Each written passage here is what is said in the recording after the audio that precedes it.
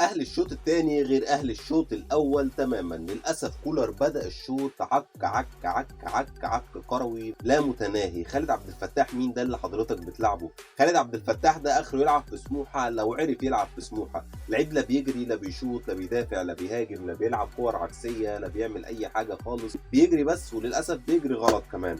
فأنت بتلاعبه بتلاعب في نص الملعب 3 لعيبة مش بمهام هجومية أصلًا، لدرجة إن شباب بلوزداد الفرقة اللي ما بتلعبش كورة مسكت عليه الكوره. السوليه لعيب كبير وانا طالبت ان هو يلعب الماتش ده، بس يلعب رقم 8 مش يلعب صانع لعب عشان مش بتاعته، ولكن احنا لازم نالف ونالف كوره وخلاص واي حاجه. شوف امام عاشور لما نزل الشوط الثاني غير مجرى الامور تماما. كريم الدبيس الجوهره اللي عندك اللي انت راكنها بقالك كتير قوي ومش عارف ليه، راجل نزل بس 5 دقايق عمل اسيست بتاريخ يحيى عطيه الله اللي انت بتلعبه من اول الموسم ده كله. كريم الدبيس لازم ياخد فرصه، عمرو السوليه لازم رجله تبقى في الملعب الفترات اللي جايه. بيرسي تاو شكله بيزقزق عشان يجدد ولا ايه؟ بعد موسمين دمار ابتدى بالتاني ماتش اهو بيقدم اداء كويس. كهربا مع السلامه يا كهربا، زي ما انت مش عايز تروح تحيي الجمهور وتعتذر لهم، يعني انت حتى ادائك وحش. نزلت كوره زي اللي انتوا شايفينها ديت ضيعها وسام حاططها قبليه بدقيقتين بالظبط نفس الكوره، وده فرق الكواليتي اللي احنا بنتكلم فيه. فرق الكواليتي بين لعيب كبير بيقدر يخلص من نص فرصه ولعيب زي ما انتم شايفين لا حول ولا قوه الا بالله. لعيب لو جات له 3 كور هيخلص منهم 2، ولعيب لو جاله 10 كور مش هيخلص منهم اي حاجه للاسف، وهيشيلنا وهيتعبنا وهيجيب لنا مرض زي كهربا.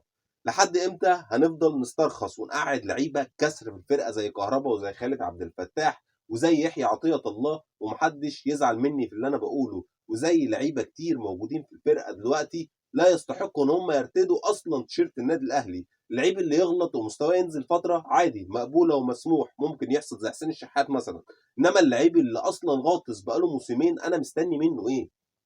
انا بيلعب عندي ليه زي كهربا وزي غيره وزي غيره.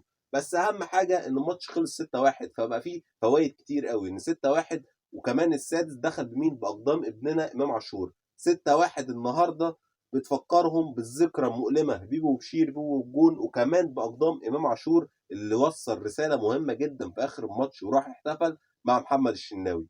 الف مبروك 3 نقط النهارده على شباب بلوزداد، مباراه كبيره. الشوط الثاني الشوط الاول احنا ما جيناش. اتمنى ان كولر يبدا يركز اكتر واكتر واكتر الفترات الجايه، وكفايه عك بالله عليك، وكفايه نظف الفرقه زي ما فايلر جه ينظف الفرقه، يا ريت انت كمان تيجي تنظف الفرقه. امام عاشور النهارده يجي تاني واحد بعد وسام ابو علي. وسام ابو علي النهارده نجم الماتش، تاني واحد امام عاشور. وسام ابو علي كواليتي يا جماعه مختلف، كواليتي مش موجود في الدوري المصري. الراجل فاول، والكرة بتاعت الجون الاول ده ازاي اصلا نطشها كده، والكرة بتاعت الجون الثالث اللي جت لكهربا بعدها بدقيقتين وشفنا كهربا حطها ازاي. وسام ابو علي كواليتي مختلف، لعيب مختلف، يعني يا بخت الاهلي بيه ويا بختنا بيه.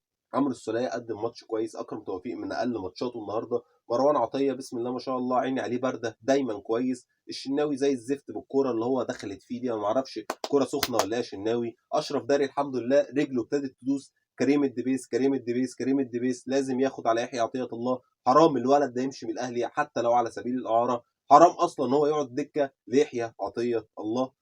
الحمد لله والف مبروك على المكسب، والف مبروك لكل الاهلاويه. و6-1 بيبو وبشير بيبو الجون بيبو وبشير بيبو الجون. سلام.